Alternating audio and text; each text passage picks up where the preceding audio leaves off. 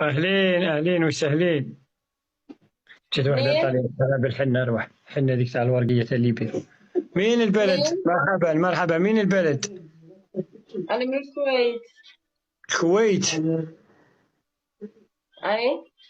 مرحبا بأهل الكويت، أنا أخوكم من الجزائر.